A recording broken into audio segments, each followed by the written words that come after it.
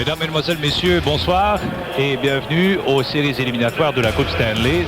C'est une marque de reconnaissance de la part de tes coéquipiers parce qu'eux se choisissent en fait un leader. Tir dévié bloqué par Roy. Tchaikovsky à haute. C'est quel arrêt encore? Roy est super. Et le match qui prend fin. Et le Canadien qui gagne la Coupe Stanley. Un des grands retours dans l'histoire du hockey moderne.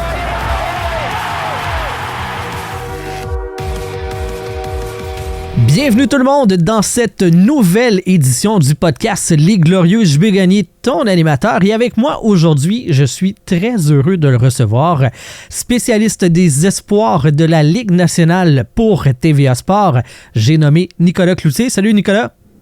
Salut, ça va bien? Yes, très très bien.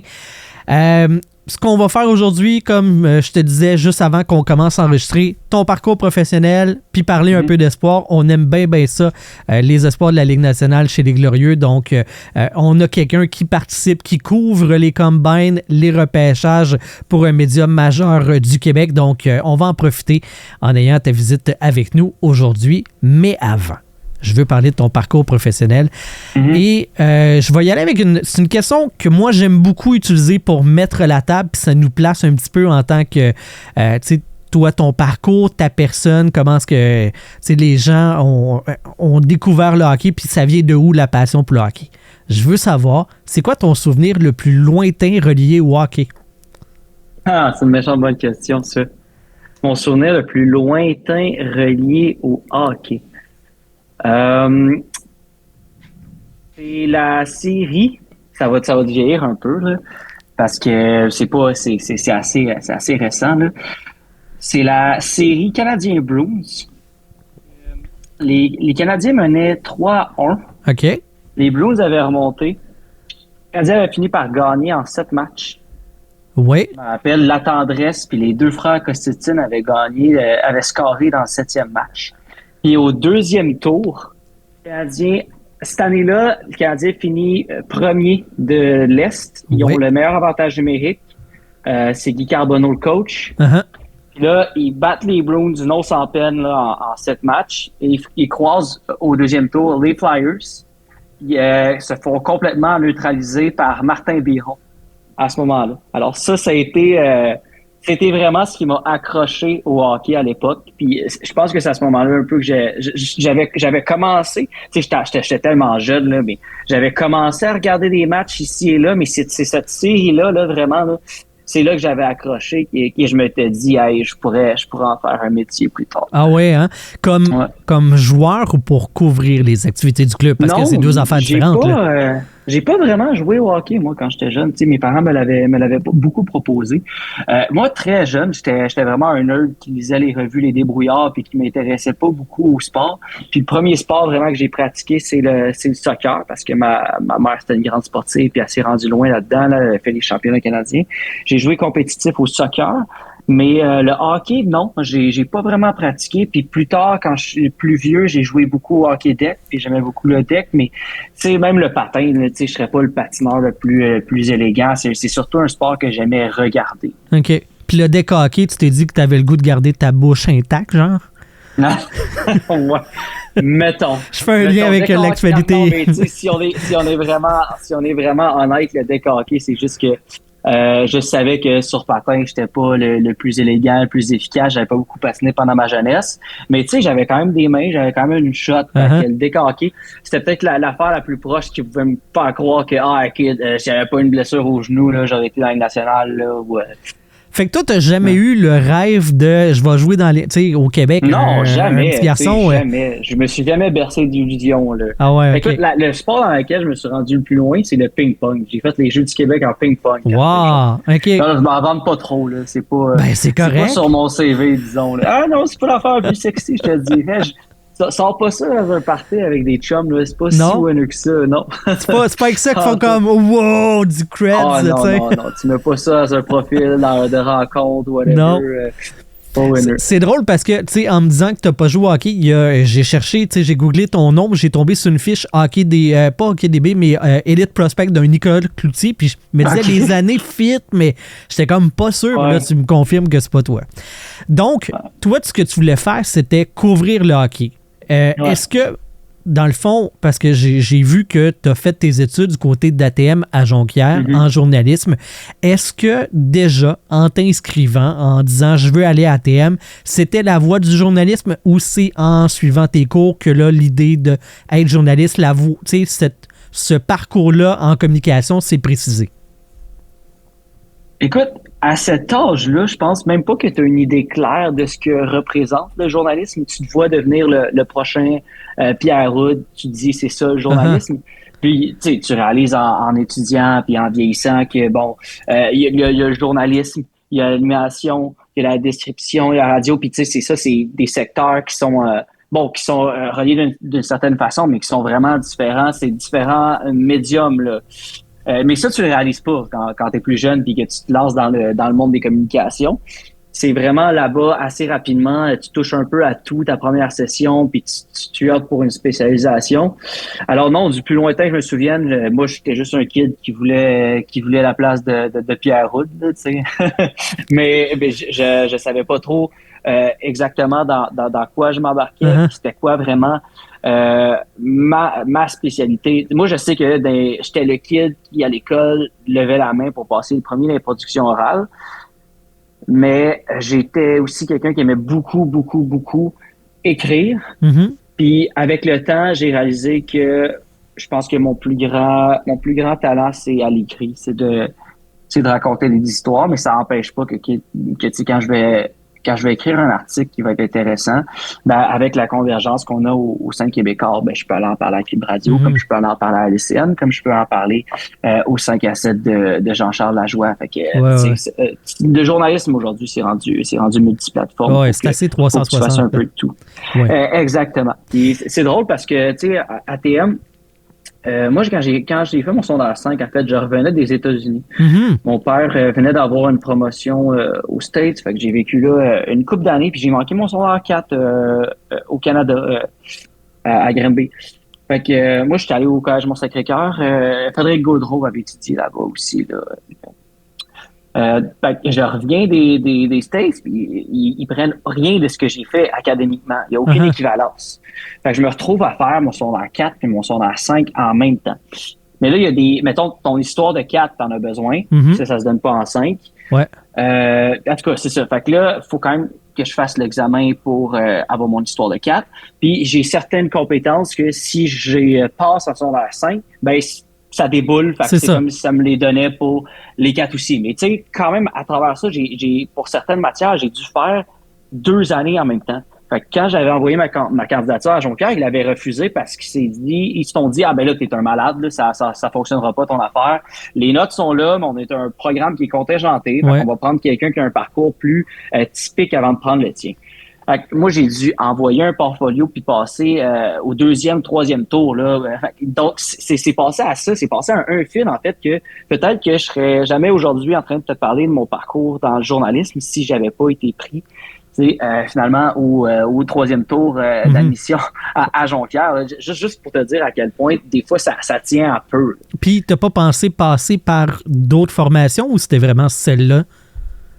Ben, écoute, t'es pas sans savoir que je dis pas que c'est la seule voie à suivre. Là. Tu peux suivre le cours en journalisme à l'UQAM. Il y a plein d'autres chemins, hein, tous les chemins mènent à Rome. Mais je savais que il y avait juste à Jonquière que c'était seulement au cégep de Jonquière qu'on donnait la fameuse technique de 3 ans en journalisme. Et après, tu peux prendre ça, aller directement sur le marché du travail sans baccalauréat, puis engranger l'expérience immédiatement. C'est bien beau, là, tu peux avoir toute la théorie du monde, mais j'ai réalisé assez vite quand je suis entré sur le marché du travail qu'il n'y a pas beaucoup de théorie qui remplaçait l'expérience que tu obtiens sur le marché du travail, dans des situations concrètes. Alors, c'est pas une décision que je regrette du tout. Écoute, j'ai été embauché assez rapidement là, après ma sortie d'ATM. J'aurais pu faire un bac.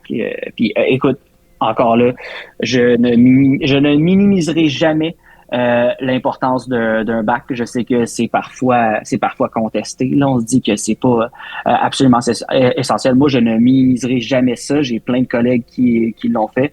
C'est juste que pour moi, le parcours qui a été le plus naturel, c'est d'immédiatement aller sur le Non, puis tu sais, je te demande pas de planter ATM non plus ou de glorifier ce parcours-là. C'est ton chemin à toi.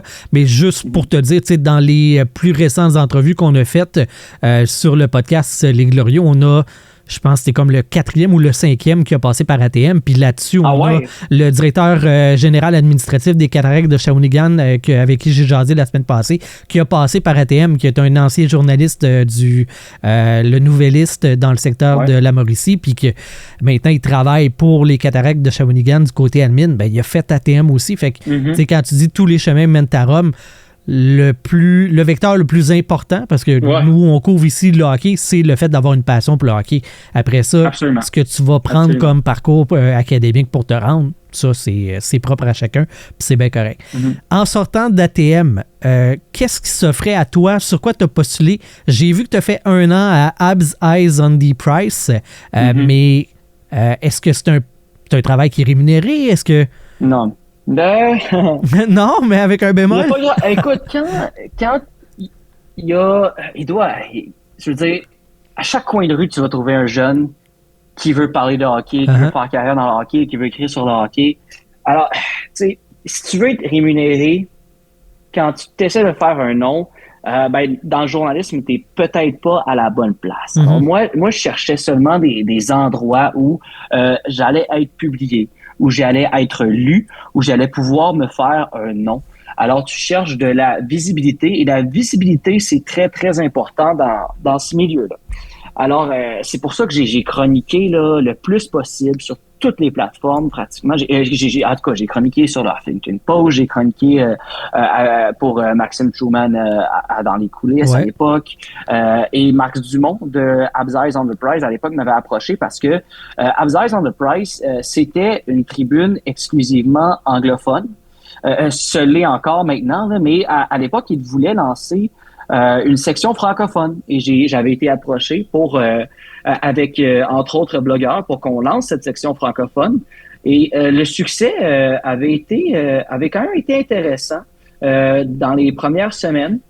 Mais petit à petit, c'est un projet qu'on a lâché un peu. Alors moi, je sors d'ATM.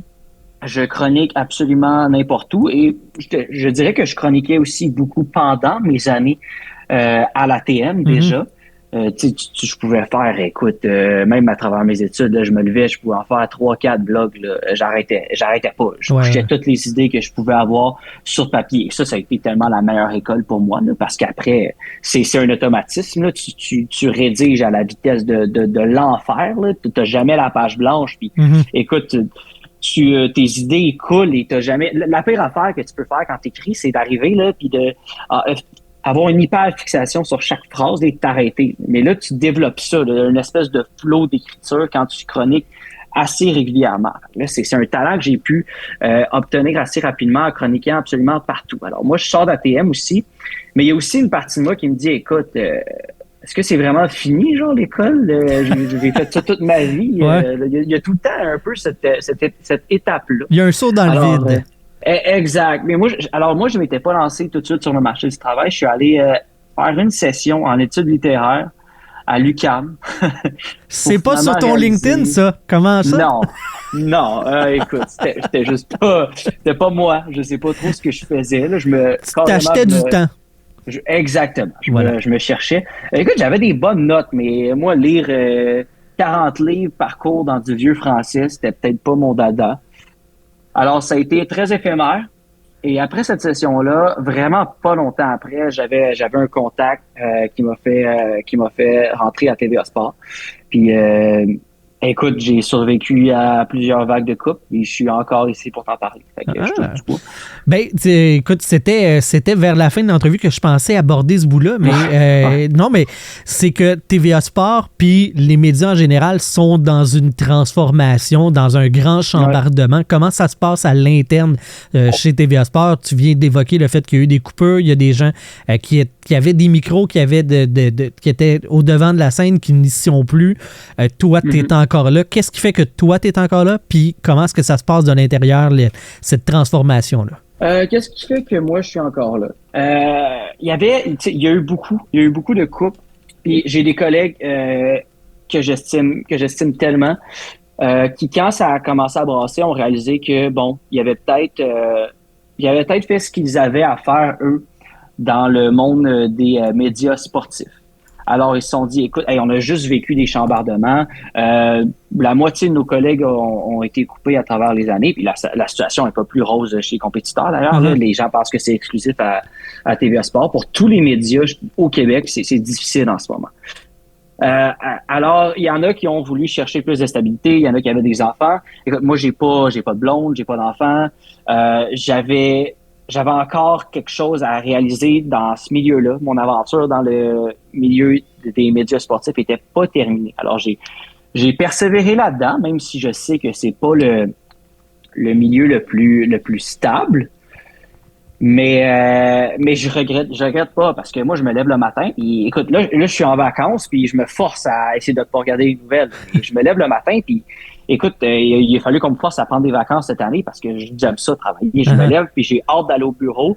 Quand je me couche le soir, des fois, c'est difficile de dormir parce que t'as plein d'idées qui spinent dans ta tête. T'es comme, hey, ce gars-là, je pourrais lui parler. Ça ferait un bon angle de reportage. Ça arrête jamais, c'est ça, le journalisme. Quand t'aimes le journalisme, quand t'en manges, ben tu vas penser à ça à l'extérieur de tes heures de travail. Là. C'est plus qu'un 9 à 5. Mm-hmm. Donc, tu avais quelqu'un qui était un contact chez TVA qui te fait rentrer. Parle-moi de ça. Comment parce que c'est rare que ta première job va être chez l'un des médias les plus importants au Québec. Là. Déjà, il y avait une certaine ouverture dans ma professeure en ATM pour m'envoyer en stage à TVA Sport à la fin de mon parcours en ATM.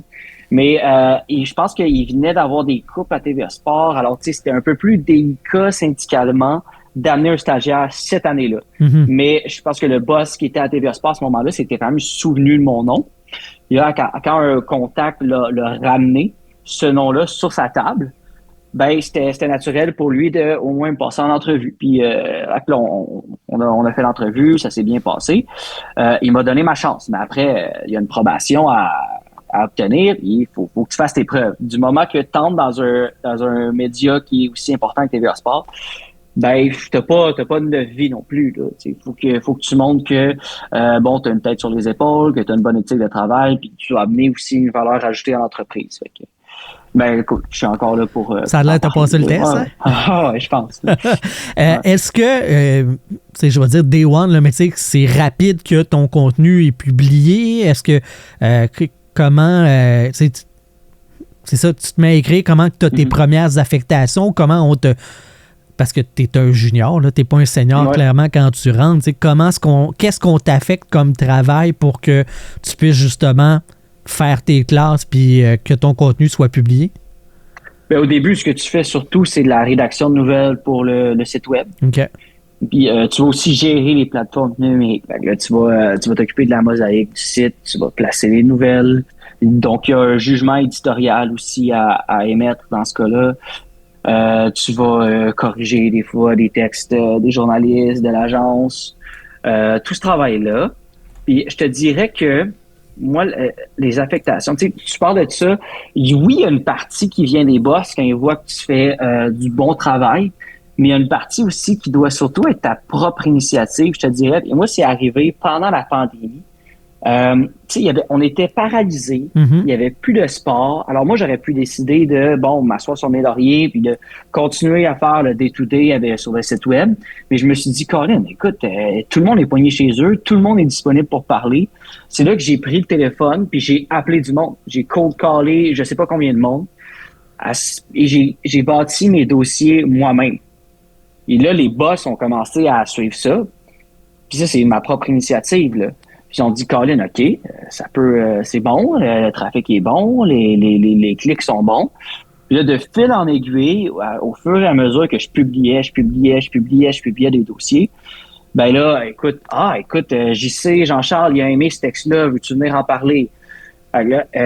Donc, ça s'est vraiment fait, je te dirais, progressivement et de ma propre initiative. Il n'y a personne qui va faire ta chance pour toi. C'est à toi de créer ta propre chance un peu dans ce milieu-là. C'est un milieu où tu dois être proactif, tu dois montrer de l'initiative, sinon tu vas jamais te démarquer des autres. Là.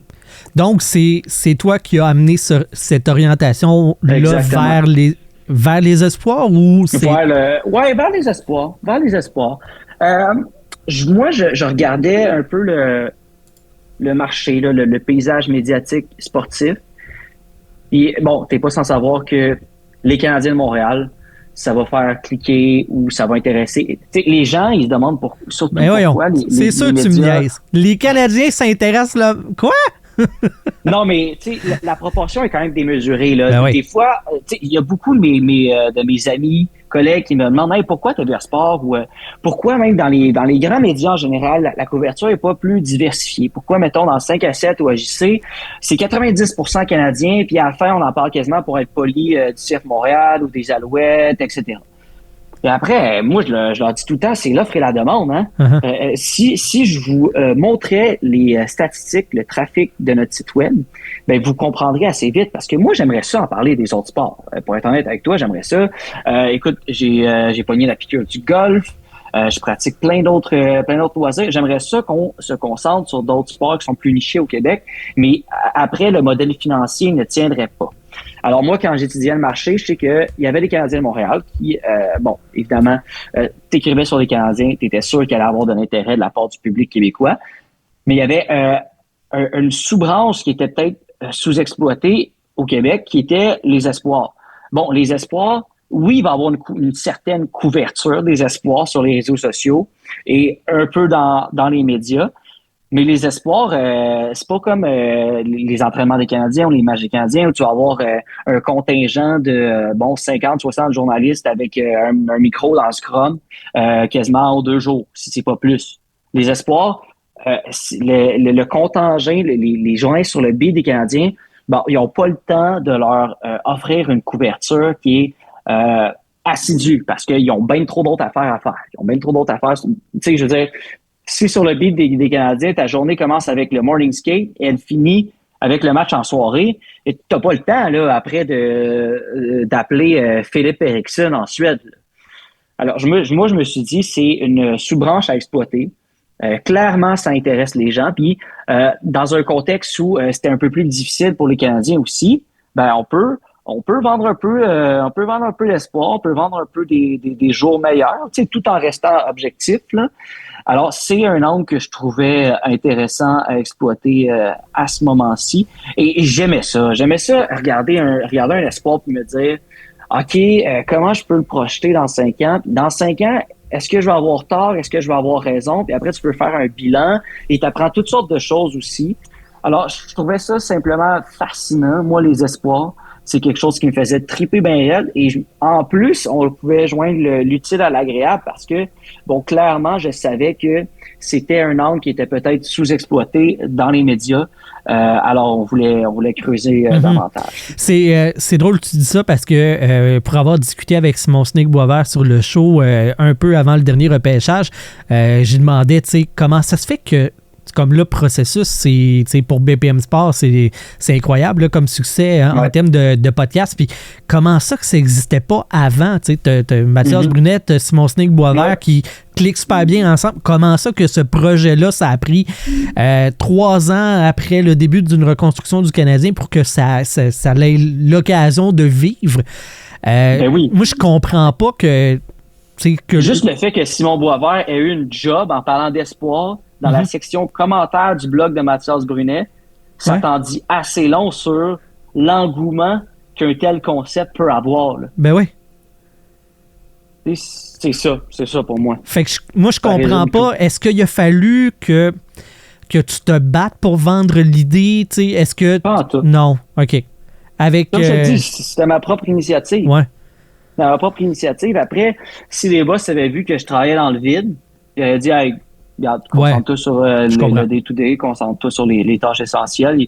Ils me l'auraient fait savoir, mais les boss savaient que le contenu original, le contenu à valeur ajoutée, qu'il y a une démarche journalistique je veux dire, si je parle à plusieurs sources, si c'est de l'inédit, si c'est de l'exclusif, les boss savaient là, que ça allait permettre à la marque TVA Sport d'être bonifiée puis de se démarquer.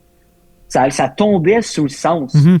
Mais, puis, tu sais, je vais pousser encore plus loin la réflexion. Je disais à Simon, je comprends pas qu'il n'y a pas un... Tu sais, c'est un podcast, processus.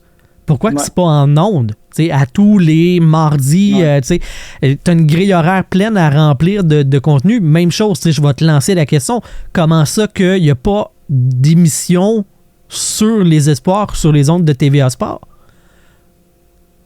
Est-ce que c'est quelque chose qui, toi, pourrait t'intéresser à faire? Mais, c'est sûr que oui, mais c'est une bonne question, mais il y a quand même un 5 à 7 qui est JC chaque jour, dans lequel on peut parler d'espoir, dans lequel j'ai des dossiers dont je peux parler à JC. Alors là, tu me dis, il n'y a pas d'émission sur les espoirs. Oui, mais tu creuses pas de la même façon. Tu sais, tu creuses pas aussi profond. Mais écoute, je pourrais pas répondre à cette question-là, mais tu sais, il y a des coûts de production qui sont associés à ça.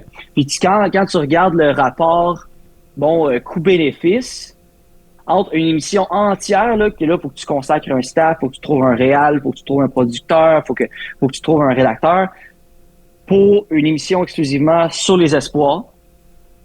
Entre ça et, peut-être consacrer un peu plus de temps sur les espoirs à JC quand c'est vraiment d'actualité. Ouais. Dans le modèle financier actuel dans les médias, je pense que ce qui est le plus logique, ce serait vraiment la deuxième option. Moi, ce serait ça ma réponse, là. Écoute, je comprends, il y a certainement un intérêt pour les espoirs, mais il y a peut-être un pas à ne pas franchir entre est-ce qu'il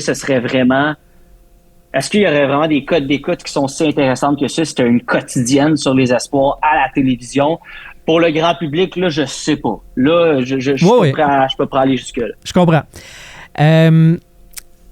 Toi, dans le fond, t'as trouvé cette niche-là. Il y avait une conjoncture avec la pandémie de je fais des appels, puis il y a quelque chose là. Mais ton intérêt, toi, particulièrement pour les espoirs, ça vient de où? Est-ce que ça a toujours été dans ton champ de vision ou ça s'est développé justement en faisant des appels, puis je vais me spécialiser un petit peu plus vers ça? Non, c'était en arrivant en ATM. Tu vas au match aussi à Jonquière, naturellement, tu finis par avoir beaucoup de juniors. Fait que je voyais les élites de Jonquière et je voyais aussi les Saguenay du Chicoutimi. Alors, tu côtoies ces jeunes joueurs-là, dont certains sont admissibles au repêchage, et tu les côtoies de près. Tu peux aussi même par moment les interviewer. Tu les vois en personne dans l'aréna. Alors, c'est encore plus plaisant de faire une projection sur un joueur que tu as observé vraiment étroitement pendant ces années-là. Mais même avant d'arriver à Jonquière, j'ai tout le temps une fascination là, pour les espoirs, les jeunes, les gars que tu peux projeter un peu dans l'avenir. Je sais pas pourquoi, ça a tout été une fibre en moi. Là. OK. C'est comment travailler pour le diffuseur national des matchs canadiens en français? Ben, c'est malade, c'est fun. Est-ce que ça donne des avantages? Est-ce que ça ouvre des portes? C'est sûr que avec les joueurs québécois, c'est plus sexy de dire « Hey, je travaille pour TVA Sport » quand tu veux les approcher pour une entrevue. Mm-hmm. Bon, après, du côté anglophone, expliquer c'est quoi TVA Sport, ça peut être un peu plus complexe, mais si tu dis qu'on est... si tu te présentes comme étant le diffuseur francophone de la LNH, là après, ça peut être aussi winner. Non, c'est une super belle affiche TVA Sport quand tu fais des démarches journalistiques. Je suis certain que le fait que mon employeur est TVA Sport puis qu'on est le diffuseur francophone exclusif, absolument que ça a aidé à déboucher certaines démarches. Il travaille pour TVA Sport, ça m'a côtoyé aussi plein de gens extraordinaires là, après que tu te fais tout un réseau de contacts là. Non, je suis tutoyé. En fait, j'ai vraiment rien à dire. Sinon, tu sais, TVA, Pierre-Carl Péladeau s'est associé nécessairement avec les Nordiques. Comment est-ce que ça parle des Nordiques à l'interne chez TVA Sport? Est-ce que it's a thing ou c'est pas sur votre radar, vous n'en parlez pas nécessairement? Non, que c'est trop loin? Pas du tout. Pas du tout. Écoute, si les Nordiques reviennent, je te dirais que les employés, on on va probablement l'entendre en même temps que vous. C'est pas de notre ressort, puis pour des raisons que tu connais, bon, ils n'ont aucun avantage à laisser filtrer les informations là-dessus aux journalistes de Québécois. C'est clair. Non, on n'est vraiment pas une de nos là-dedans. Là. On est autant dans le néant que vous, et on n'a aucun avantage aussi à commenter ce dossier-là. C'est bon. Il y a à peu près 2 mois, tu as fait un Ask Me Everything, Anything sur Reddit. Ça vient Je de l'ai où? fait dans l'autobus en allant au Cambodge. Ah ouais? Ça vient de où l'idée de faire ça? Puis comment tu as trouvé ton expérience? Reddit Abs ils m'ont contacté sur X. C'était la 2e fois que je le faisais, alors quand j'étais quand même familier avec le processus. Moi j'aime vraiment ça, le contact avec les fans. Je sais que bon, il y en a beaucoup qui ont déserté X parce que ça peut être toxique par moment, c'est vrai. Mais je dirais quand même que mon expérience a été plus positive que négative dans ces interactions-là avec les utilisateurs. T'apprends à être patient parce que, tu sais, souvent, moi, mon pet peeve, là, c'est quand les gens vont commenter l'article que t'as pris comme des heures à rechercher, à fouiller puis écrire. Puis ils vont réagir juste au titre et à l'affiche. Ouais. Puis tu le vois tout de suite dans leurs commentaires ou dans leurs critiques qui n'ont pas lu le texte. Ça, au début, là, je tiltais, là, puis là, je répondais aux amateurs. Puis là, après, je me suis dit, qu'est-ce que tu fais? T'sais? Fait que là, j'essaie d'emprunter une approche plus stoïcienne, je te dirais. Bon, regarde, tu vois, tes études en littérature, ça a servi à sortir ça. Voilà. Si ça a pu servir à quelque chose, c'est ça. Parce que autrement... dans les questions, dans celui que moi j'ai vu, parce que j'avais pas vu que c'est le 2e, tu parles que, je vais le traduire là, parce que c'est une question qui est en anglais, là, mais dans le fond, que dans le métier de journaliste, dans le métier que tu effectues, puis dans l'angle que toi tu as, dans le fond, tu devais être quelqu'un qui lance beaucoup de perches pour être en mesure d'avoir des réponses. Parce que le taux de réussite t'évaluait à peu près à 50%. Bon, c'est généreux même. Ah oui, hein? À ce point-là que c'est... Non, mais je te renvoie à la question. Mettons, toi, si tu reçois... Mettons là, que tu joues à un très haut niveau, tu es dans la Ligue nationale, puis tu as une routine qui est réglée au quart de tour. Et tu dois recevoir, je sais pas, là, ils doivent recevoir ces gars-là facile 4-5 demandes d'entrevue par semaine. Là.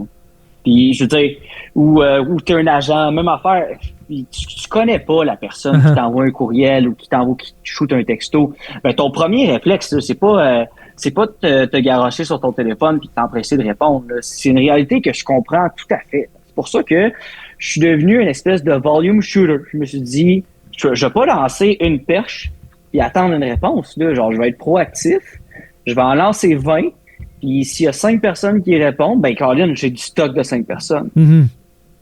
C'est comme ça qu'il faut que tu le vois. Il faut que tu le prennes personnel, honnêtement. Ces gens-là sont tellement occupés que je suis juste reconnaissant s'ils peuvent prendre une petite portion de leur journée pour me répondre des fois. Puis, surtout pour les joueurs du Canadien, on s'entend qu'ils passent leur journée en dehors de la glace durant la saison à avoir des micros d'en face puis des caméras. Fait que j'imagine que quand t'es pas dans ton travail de joueur, tu fais du bénévolat. Mais tu passes tout le temps par leur agent. Là. Tu passes jamais directement par les joueurs. Mais les agents sont tout aussi occupés. Ben oui. Et eux aussi, ils ont des vacances. Puis, aussi, l'affaire aussi, c'est que c'est rare qu'un agent ait quelque chose à gagner à te donner des informations. Parce qu'après, son joueur peut dire, OK, mais pourquoi tu lui as donné cette information-là? Là, moi, je me retrouve sous les feux de la rampe. Mon nom, il ressort dans les médias. Puis, que ce soit positif ou négatif, même quand c'est positif, des fois, ils veulent juste la paix. Ils veulent pas que leur nom spin. Fait que des fois, l'agent, donc, faut que tu cites des situations où ça peut être gagnant-gagnant comme rapport. C'est ça que je réalise au fil du temps.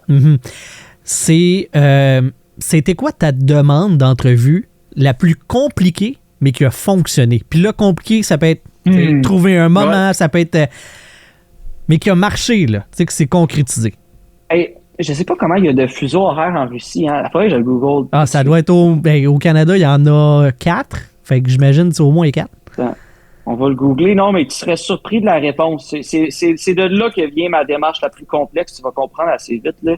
Regarde, je le google. Là. Parce que j'avais dû toutes les apprendre. Là. Donc, il y a 11 différents fuseaux horaires en Russie. Wow. Moi, j'essayais de contacter 2-3 ans Igor Larionov. Larionov, Qui est maintenant agent de joueur. Non, Igor Larionov, il coach le SKA. Oui, OK, ouais. Mais du moment que j'essayais de le contacter, il coachait Torpedo dans la KHL.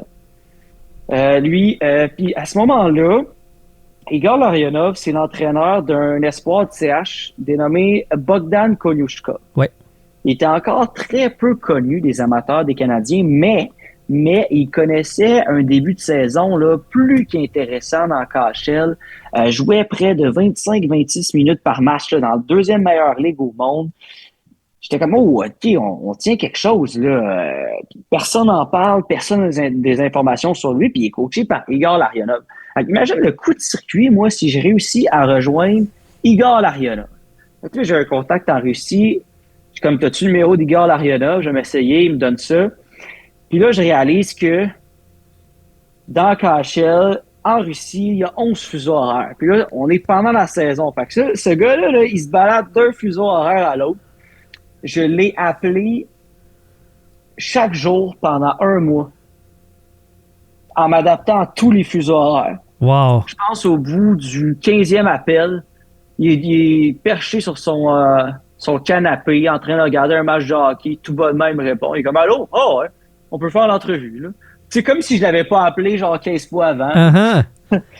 Fait que, tu sais, ça a été un coup de luck. Puis c'est comme ça que... Puis là, finalement, Igor Larionov, il a été super bon. Il m'a dit, écoute, Bogdan Konyushka, c'est juste en raison de sa situation contractuelle, là, mais il pourrait jouer dans la brigade défensive des Canadiens, là, direct là, puis il y aurait un impact. Là. C'est ce qu'il m'avait dit. C'est comme, wow, OK, c'est bold, mais c'est une méchante bonne quote, je trouve. Ben oui, c'est clair. Fait que ça a été ma démarche d'entrevue la plus compliquée, là, pour chasser Igor Larionov au téléphone à travers 11 fuseaux horaires. Puis attendre finalement qu'il réponde. Je pense que des fois, je me suis trompé même dans mes calculs. Je devais l'appeler pendant les games. Il devait pas comprendre.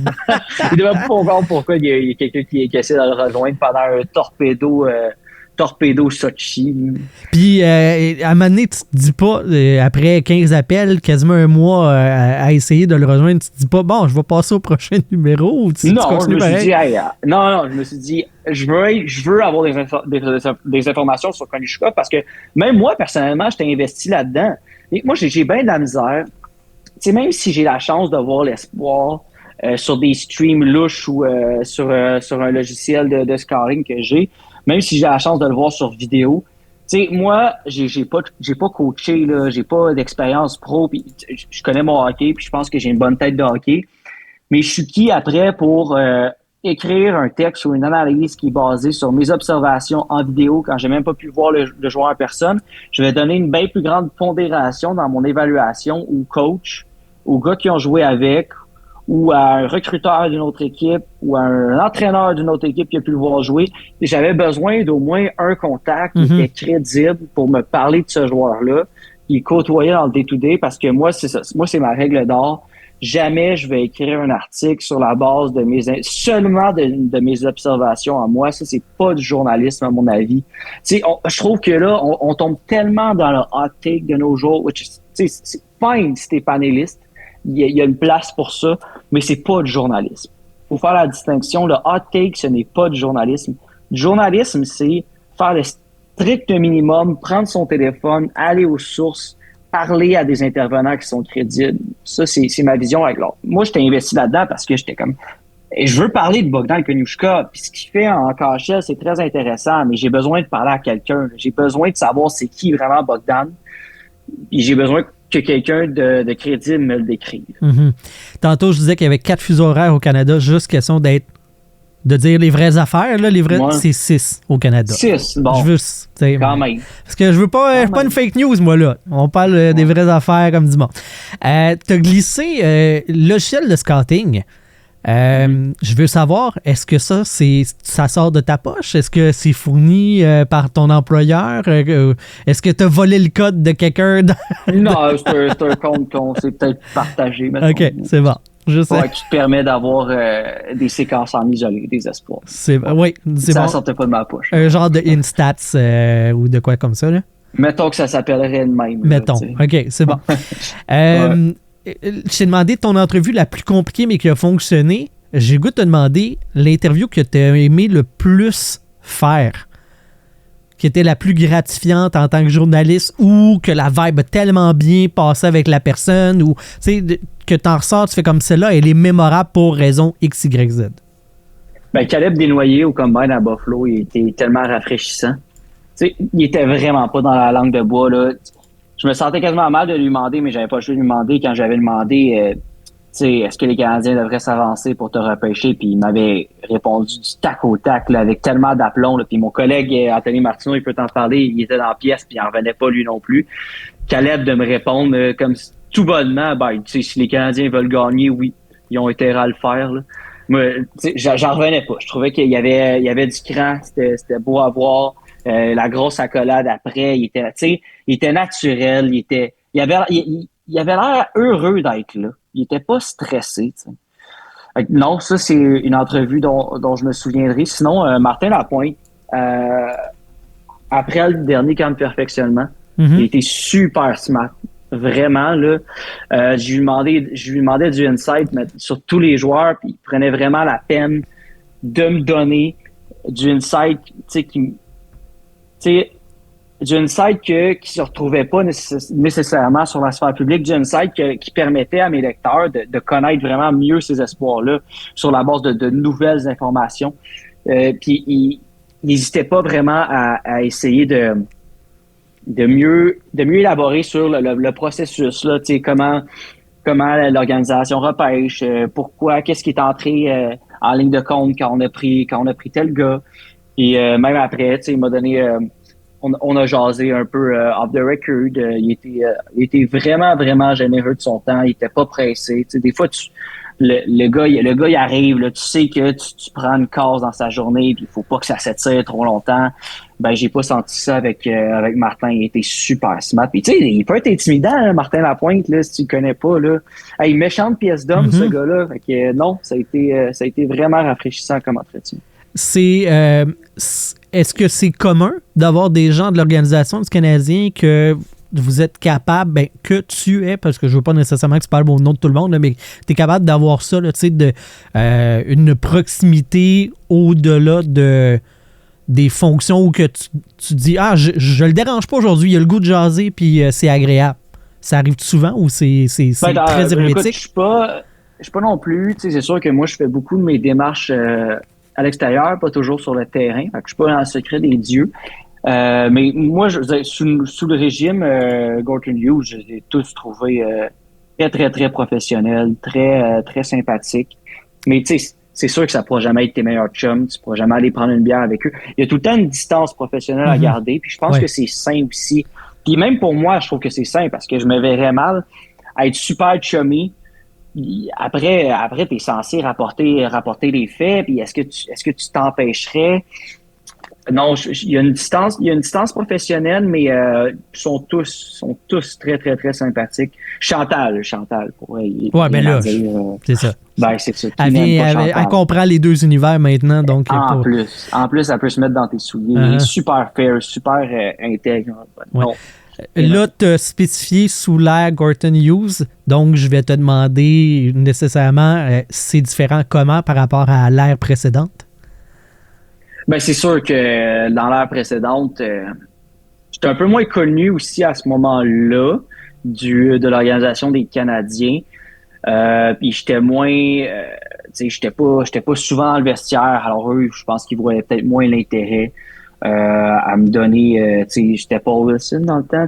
Paul, c'est un gars bien smart, mais je pense que je peux comprendre aussi pourquoi c'est plus difficile d'avoir les entrevues. Puis à la fin, Marc Bergevin, je pense qu'il était excédé aussi, là. Il était plus soucieux de... Tu voyais qu'il était plus anxieux. Tu voyais que le contact avec les médias, ça le rendait plus anxieux. Fait que je pense que ça participait aussi à ça. Là. Tantôt, tu as parlé, de toi, tu es journaliste et tu ferais pas un texte avec juste tes opinions ou tes observations puis tout ça.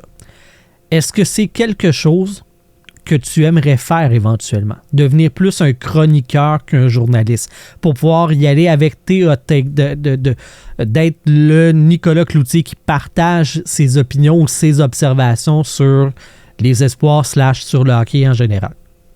Ça me dérange pas de le faire, mais d'en faire ma vocation principale, non, parce que j'aurais tout le temps le réflexe de vouloir appeler quelqu'un puis avoir l'opinion de quelqu'un. Tu sais. C'est vraiment ta mécanique de travail. Ouais. Okay. Non, mais je pense que si tu veux avoir l'opinion la plus informée, c'est un must pour moi. À moins que, tu sais, mettons que si je coach au niveau Bantam, puis tu me demandes, puis là, ça c'est un de mes joueurs au niveau Bantam, ben là, mon opinion en vaut quelque chose en maudit, là. Mais si je suis perché sur la galerie de presse à regarder les mêmes joueurs que tous les autres journalistes, pourquoi mon opinion à moi sur le joueur a une plus grande valeur? Elle va avoir une plus grande valeur si j'ai fait des recherches plus exhaustives. Je comprends. Ça, mais regarde, ça c'est my two cents. Mais ça me dérange pas, je suis capable d'avoir une bonne hot take. Là, puis, don't get me wrong, là, je suis quelqu'un de très opiniâtre. Là. Je veux dire, mais je vais la compléter. Je vais la compléter avec quelque chose d'autre. C'est bon, je comprends.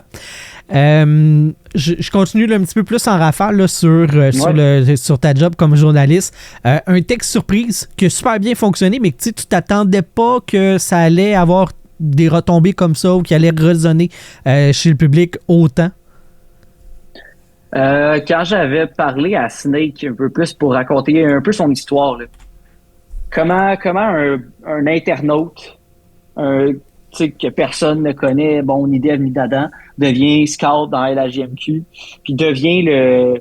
Puis c'est qui le Snake, finalement? Est-ce qu'il est aussi emmerdant que ça ou non? Puis finalement, il l'est pas. Il est bien sympathique. Je suis pas souvent ou tout le temps d'accord avec le Snake, mais bon, il y a un public. Lui, il a pas peur des hot takes. Ben, c'est ça. Lui, il a pas peur des hot takes, puis il y a un public pour ses hot takes à lui. Puis tant mieux, lui, il les assume. Et il fera pas pour 500. Mais c'est divertissant. Écoute, je vais lui donner. Tout à fait. Et ton scoop le plus mémorable? Mon scoop ou article sur un joueur que ça a fonctionné pour lui, mettons? Mon scoop le plus... Une info que toi, tu as eu, que tu as sorti, puis que... J'avais été le premier journaliste à parler d'un intérêt des Canadiens, je pense à l'endroit de Reinbacker. J'avais des sources en Europe qui me disaient, écoute, les Canadiens sont à ses entraînements, sont vraiment, vraiment intéressés, nanana. À ce moment-là, il y avait juste Greg McCagg, mais tu sais, lui, Greg McCagg, il disait que ce serait un bon choix pour les Canadiens, puis que c'était logique pour les Canadiens, mais il disait pas, genre, je sais de la part de l'organisation qu'il y a un intérêt. Moi, j'avais été le premier journaliste à sortir ça. Puis, cette même année-là, j'avais parlé à des sources en Russie qui me disaient Michkov, c'est vraiment à partir du 7e rang qu'il va partir. Puis là, moi, j'avais dit.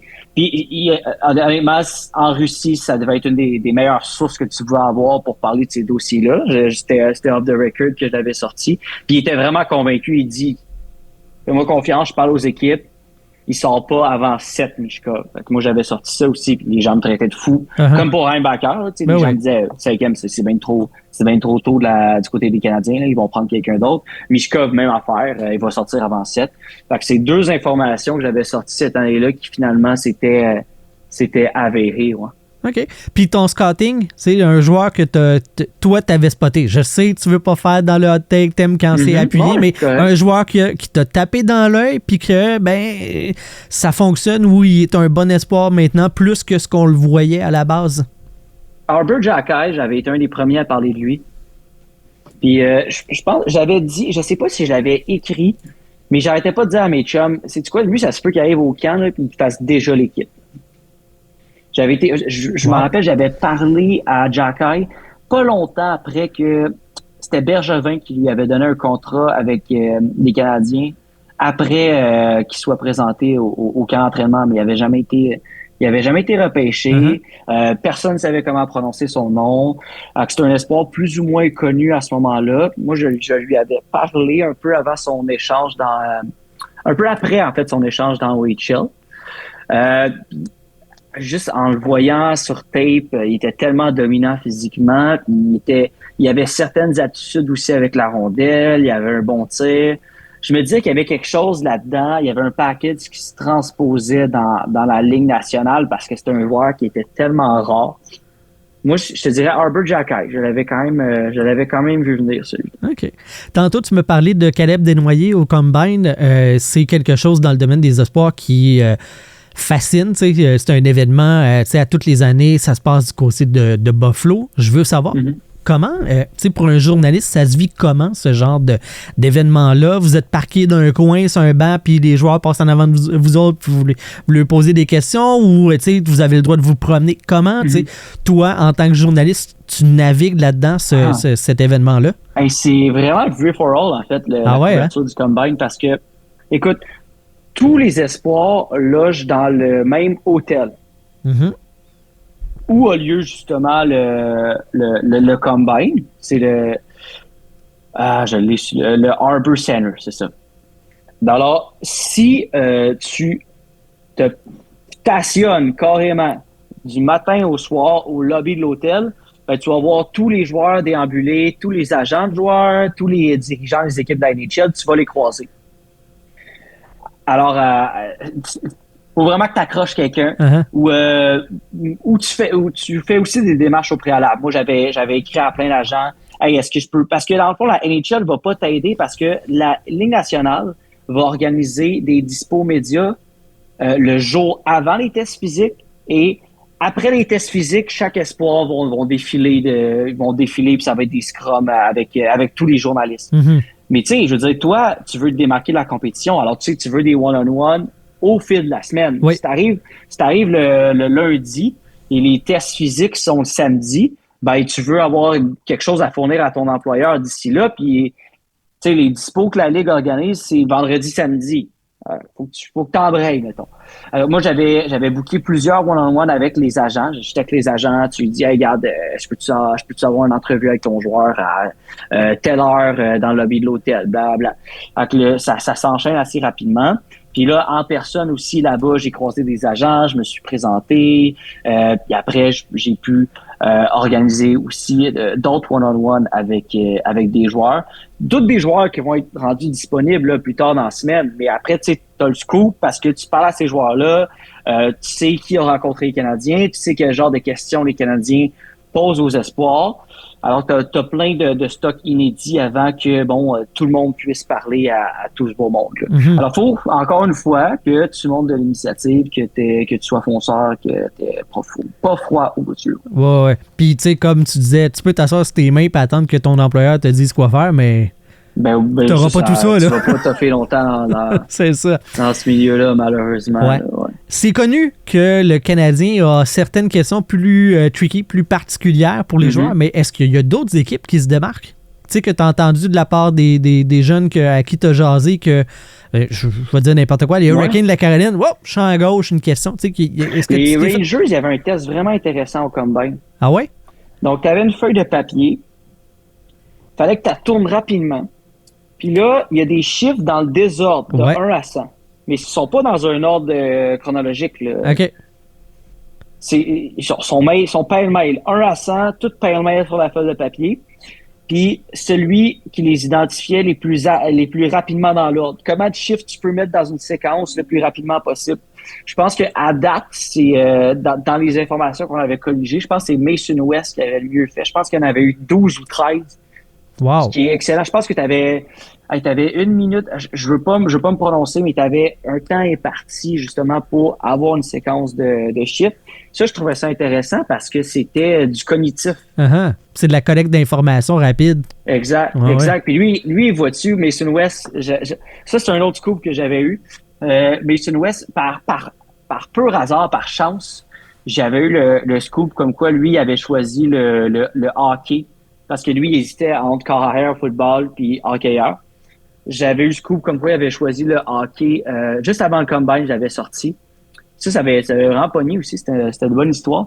Puis le monde au Minnesota était comme genre « Who the fuck is that guy from Quebec breaking this out? » Puis j'étais comme « Ouais, genre, je sais que ça a aucunement rapport, mais je vous jure que c'est vrai, guys. » Puis l'info, c'est lui que te l'avait donné ou c'est un proche? J'avais parlé à un contact avant le combine, puis à la fin de notre entrevue, je lui avais lancé spontanément juste « Hey, by the way, qu'est-ce qui se passe avec Mason West? Hein? On est à quelques jours du combine, est-ce qu'il va être là? Parce que, tu sais, il va pas se pointer en disant aux équipes qu'il choisit le football non plus. C'est ça. Il dit « Ouais, il va être là. » Puis aux dernières nouvelles, il a décidé que c'était le hockey. Fait que là, moi, j'avais déjà eu un contact au préalable avec Mason West parce que je voulais l'interviewer au combine. Fait que là, j'ai écrit à Mason, j'ai dit... Puis tu sais, souvent avec les jeunes qui décident de leur commitment, ben tu veux leur laisser la chance de faire cette annonce-là. Mais là, c'était vraiment juste le commitment entre le hockey et le football. Il n'avait pas encore décidé de son université au hockey. Uh-huh. C'était moins touché, mais je voulais quand même lui dire, hey, regarde, Mason, j'ai cette info-là, comme quoi tu as choisi le hockey. Je vois sur tes réseaux sociaux que tu as annoncé ça nulle part. Est-ce que tu es à l'aise avec le fait que je sorte l'info? Parce que si toi, tu veux la sortir avant parce que ça t'appartient, puis c'est une annonce qui est importante à faire pour toi, ben regarde, je vais te laisser l'honneur. Puis il avait dit non, c'est correct, tu peux la sortir. Puis autrement dit, il t'a confirmé en plus l'info. En plus, je sais qu'en faisant ça, en plus, je pouvais faire confirmer l'info. Ben oui. Alors, encore mieux. Fait que non, je pense qu'il a même retweeté le texte que j'avais publié en soirée. Fait que ça s'est super bien passé de ce côté-là. Mais le monde du Minnesota était comme... Pourquoi? Ouais. Pourquoi, genre, le gars de Montréal, ils sent ça, là? Nous, on suivait cette histoire-là toute l'année, là, le kid du Minnesota. Là, il est plugué, tu veux que je te dise. Ouais. Non, mais tu sais, des fois, t'es chanceux. Ouais. Mais, moi, je dis que les gens, les gens chanceux, habituellement, font leur chance aussi. Fait que, peut-être un peu des deux. Ouais. Voilà. Rick Springhetti, un ami du podcast, te demande c'est qui l'espoir qui t'a le plus impressionné en entrevue? Puis là, ben, je vais exclure Caleb Desnoyers, vu que tu l'as mentionné tantôt. Ouais. Un autre là, qui t'a tapé dans l'œil là, sur son aplomb, mais qui t'a impressionné. Là. J'ai beaucoup aimé Michael H. Mais au combine, j'ai... Keyshawn Aitchison, c'était mes coups de cœur. Ah ouais, hein? Avec toi, là, ouais. Keyshawn Aitchison, c'était mes coups de cœur, puis j'avais demandé à Bob Rob, comment ça vous le rencontrez pas, là, tu sais, à quoi vous jouez? Il était comme, tu sais, on t'inquiète pas, là, on l'aime, là, c'est juste qu'on avait assez d'informations sur lui. Mais ouais, tu sais, ce gars-là, il a toujours un sourire étampé au visage. Vraiment, vraiment une bonne personne. Un bon petit gars. Puis je te dirais, le dernier combine, là, le constat, là, puis c'était partagé par plusieurs collègues, c'est que c'était vraiment une bonne cuvée de petits gars parce que Lakovic aussi, tu sais, je sais qu'il y avait plusieurs doutes là, sur son éthique de travail sur la patinoire, mais écoute, en entrevue, il était cœurant, il était super. Non, je te dirais, Michael Misa aussi, excellent. Là, j'essaie d'y... Arbor Jackay, il m'avait vraiment impressionné. Dawson Mercer, c'était un des seuls qui, à la fin de l'entrevue, j'étais pour raccrocher, puis m'avait dit « non, mais parle-moi de toi, là. Qu'est-ce que tu fais dans la vie? » J'étais comme « wow, OK. » C'est moi qui se fais interviewer. Ben là. Oui. Fait que, ouais, ça, c'est une bonne liste. Ah, c'est cool. Est-ce que tu as l'impression, parce que tu es quand même assez jeune, tu as de l'air jeune aussi, est-ce que ça t'aide à connecter avec les espoirs ou tu penses pas que ça fait une différence? Je pense que oui. Je pense aussi que si tu es à l'aise, si tu es honnête dans tes questions, ça va les mettre à l'aise eux aussi. Mais pas prêt à dire ça parce que, vois-tu, j'ai des collègues qui ont plus d'expérience dans le milieu, qui se débrouillent très bien dans ces entrevues-là, puis en fait qui sont forcément meilleurs que moi parce qu'ils ont plus de millage. Alors je pense pas non que l'âge joue tant un facteur que ça. Je pense que si t'es hyper expérimenté dans le milieu, tu sais comment mener une entrevue, tu sais comment mettre ton intervenant à l'aise. Okay. Je pense pas que c'est un avantage si marqué que ça. OK. Rick demande aussi, dans les dernières années, c'est plus difficile pour la LHJMQ / les joueurs québécois au repêchage. Comment tu vois le futur de ce côté-là? Comment je vois le futur? C'est une bonne question. C'est dur d'être optimiste quand tu vois aussi une partie de l'exil vers les universités. Mm-hmm. Mais on est quand même au courant de l'enjeu. chez Hockey Québec. Il y a quand même plusieurs changements au sein de l'institution. Puis je pense que ça va mener à des actions concrètes. Là, c'est sûr qu'on tombe dans un cycle qui est moins bon. Puis les changements qui vont s'opérer dans les prochaines années, ben on pourra pas voir des effets qui sont immédiats non plus.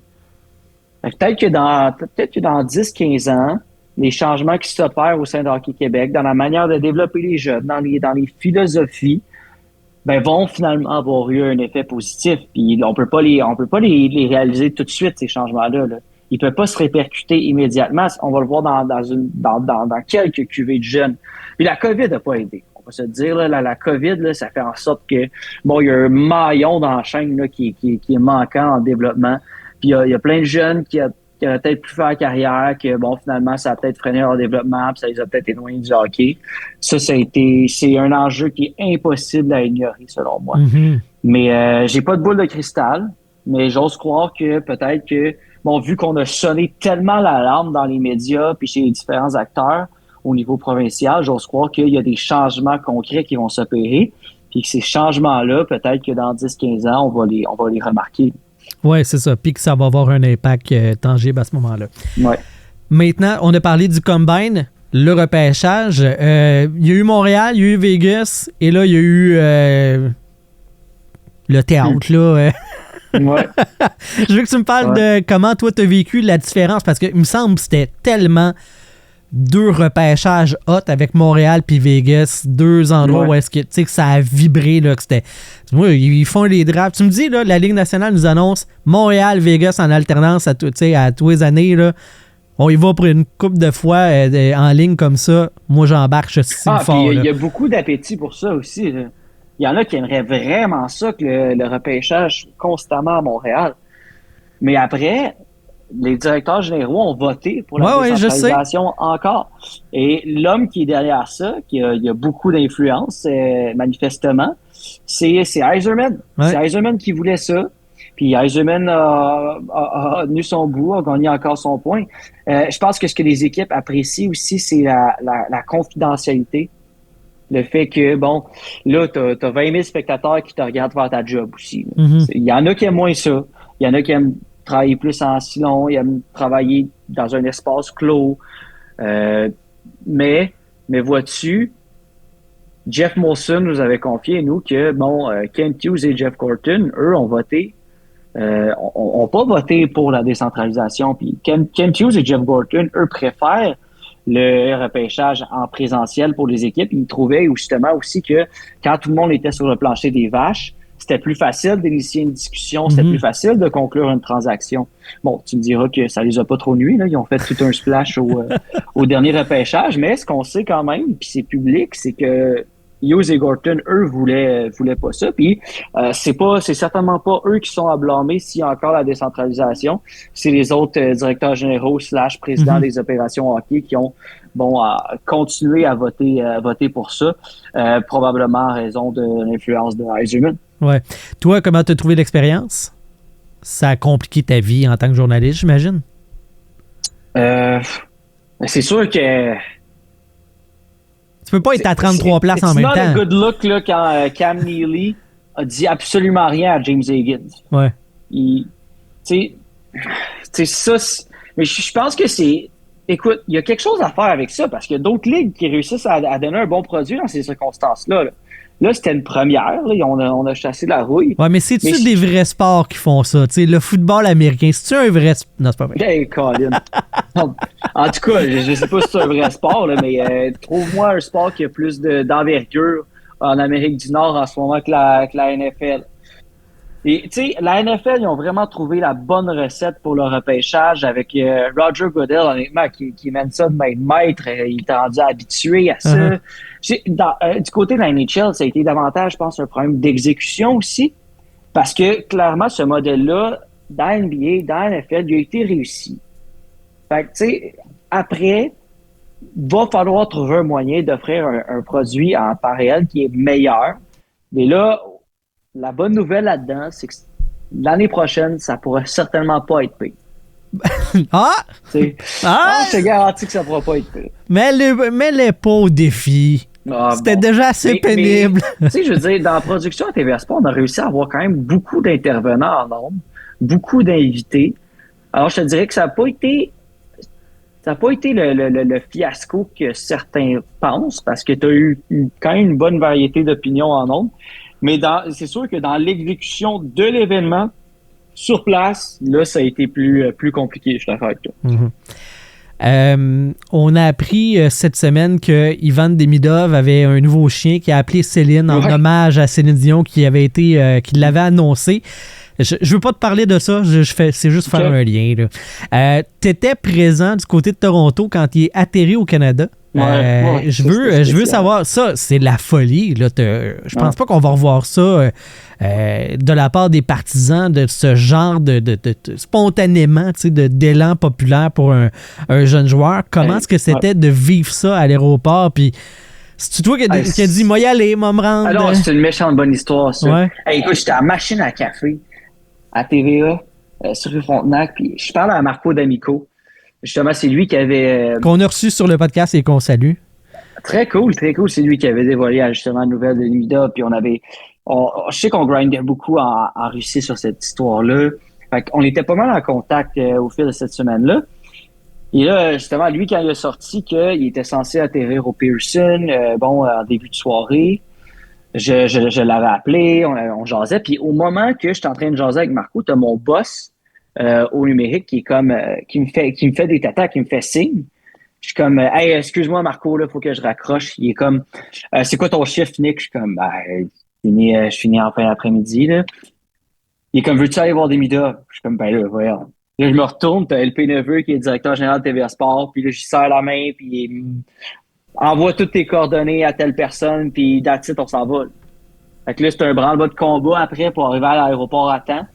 Je pense qu'à ce moment-là, quand on se parle, puis ils me disent, y aller, il est peut-être 10 heures, le vol est à 12h30. Là. Puis là, il faut que je rejoigne mon caméraman. Tu sais, à ce moment-là, on n'avait pas encore tout déménagé au 45-45. On avait encore des bureaux sur le boulevard Maisonneuve.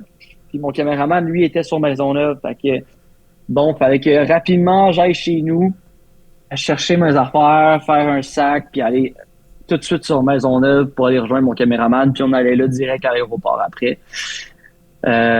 Puis du moment que je sortais de l'avion pour arriver à l'aéroport à Toronto, il fallait que je fasse le hit à JC. Fait qu'on courait.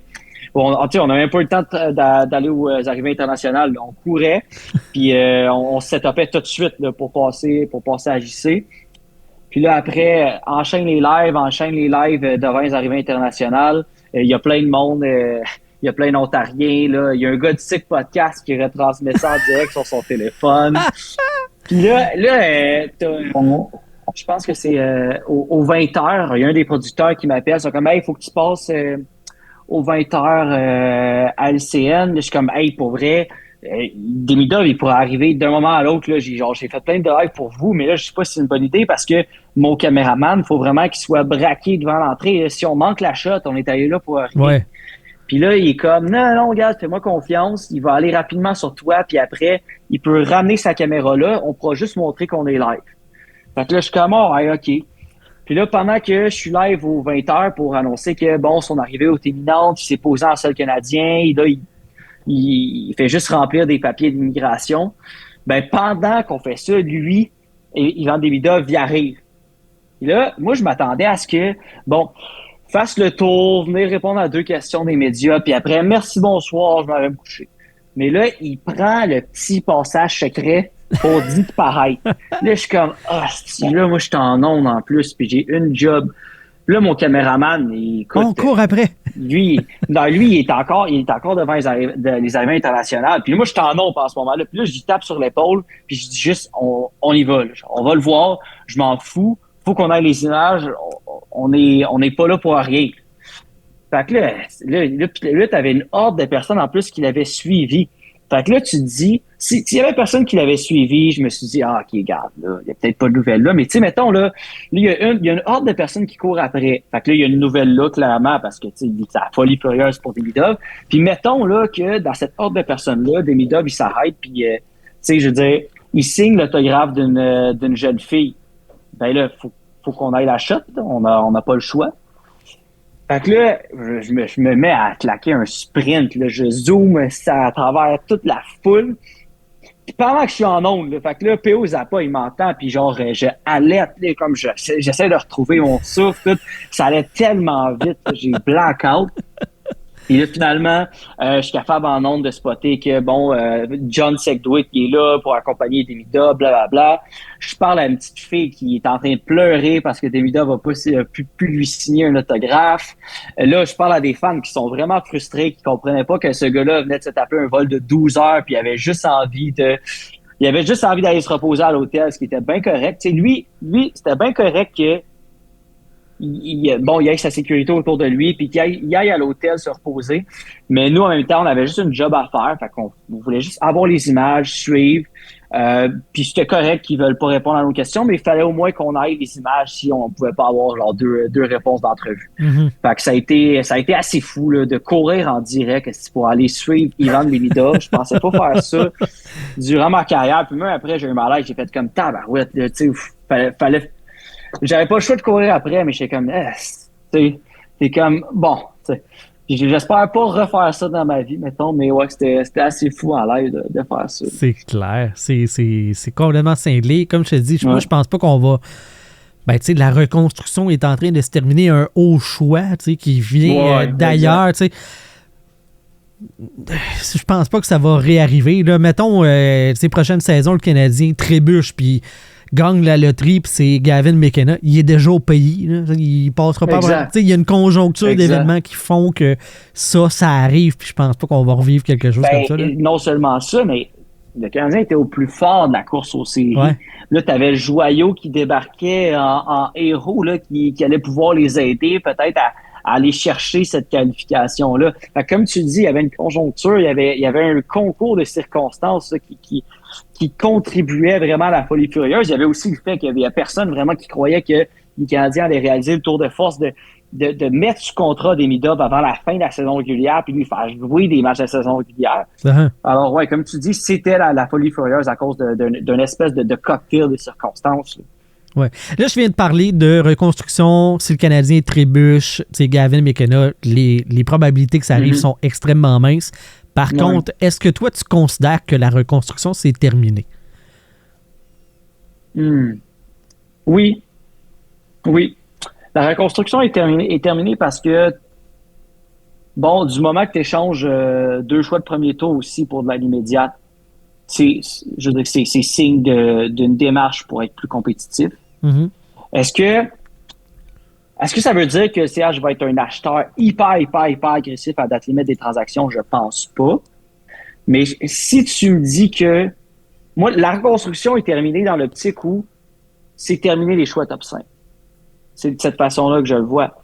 Et tu vas dans une direction qui est claire, qui est inévitable, c'est que tu vas être de plus en plus compétitif. Il n'y a plus de retour en arrière.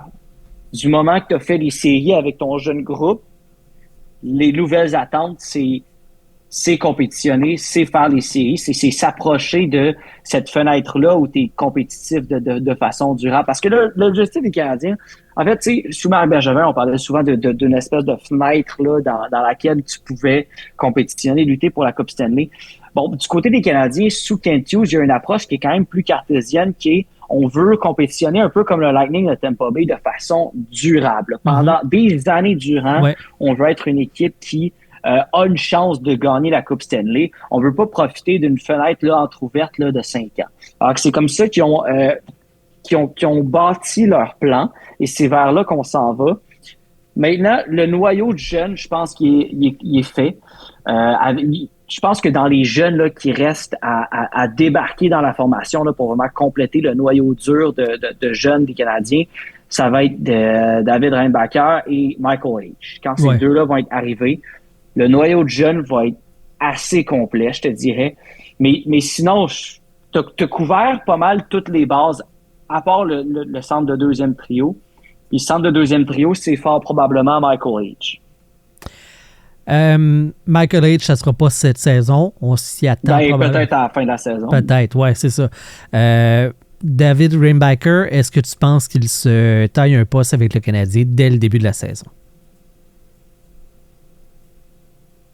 Si son genou est en bon état, je serais pas surpris. C'est sûr qu'il va jouer des matchs dans la LNH la saison prochaine. Là. Mais la seule chose qui peut inquiéter dans son cas, c'est que son genou enfle et arrête pas d'enfler. Ça, c'est inquiétant.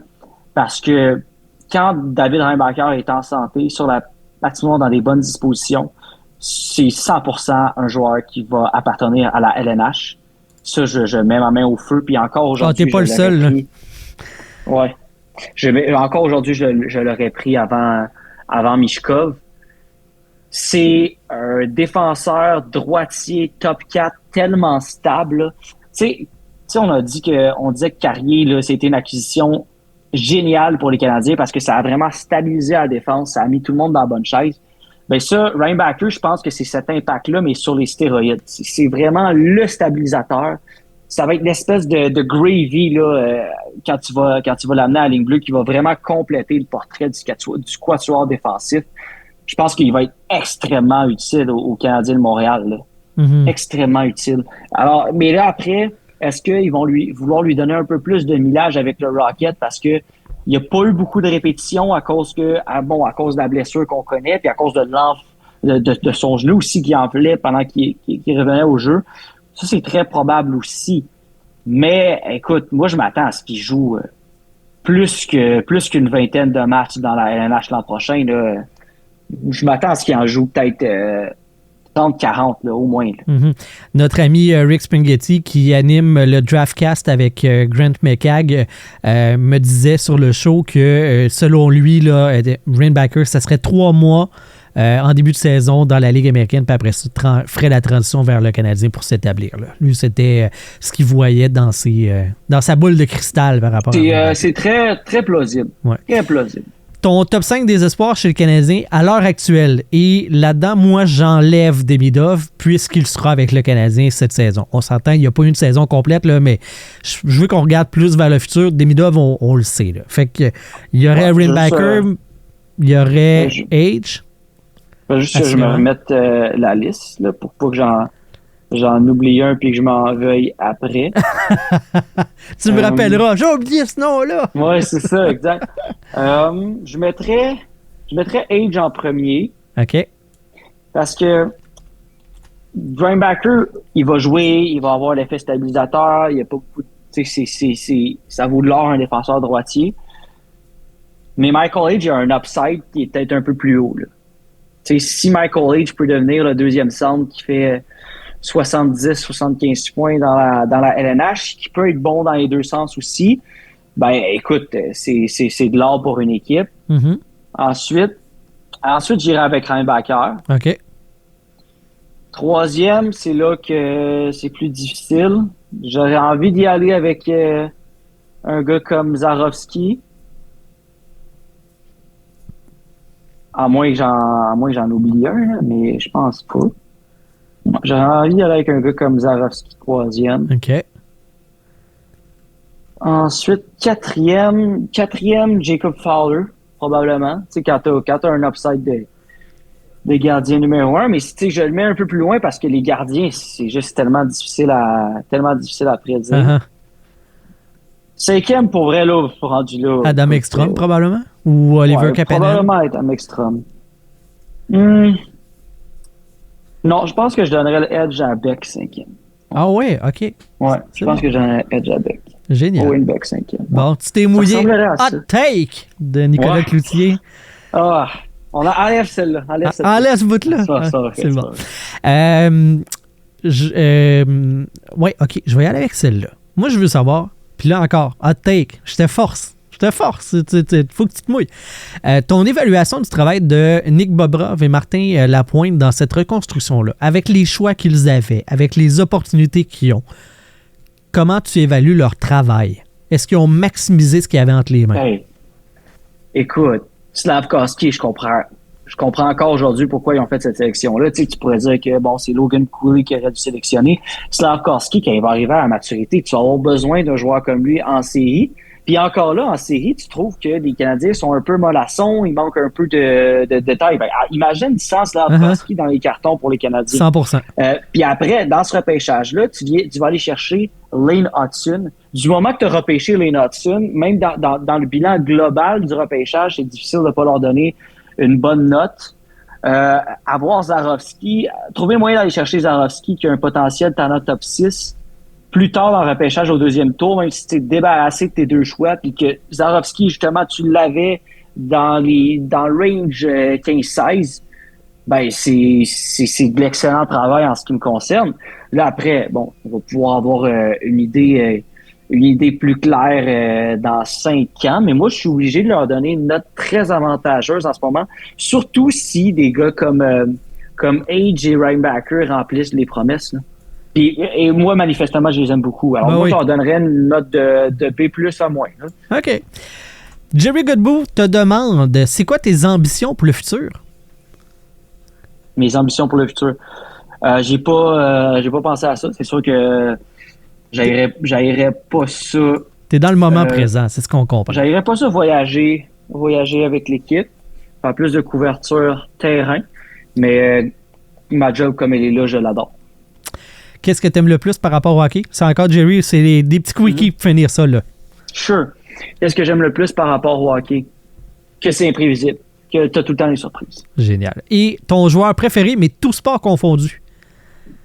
Rory McIlroy au golf. Ah! Ouais. Bon. Je suis 0 golf, fait que je vais te croire qu'il est bon. Gros merci, Nicolas, pour ta participation au podcast Les Glorieux. J'espère que tu as apprécié, notre heure et quelques ensemble. Je sais que ça fait toujours différence. C'est toi qui es habitué de poser des questions au monde, là, de te faire questionner sur ton parcours. Parlez-moi. Écoute, je fais pas ça souvent. D'habitude, tu fais des entrevues, tu parles aux autres. Ouais. Mais tu as bien fait ça. Je te le dis, je te confirme. Gros merci à tous les auditeurs qui étaient du rendez-vous aussi. Je vais gagner ton animateur et je vous dis à la prochaine pour un autre épisode du podcast Les Glorieux. Bye bye tout le monde!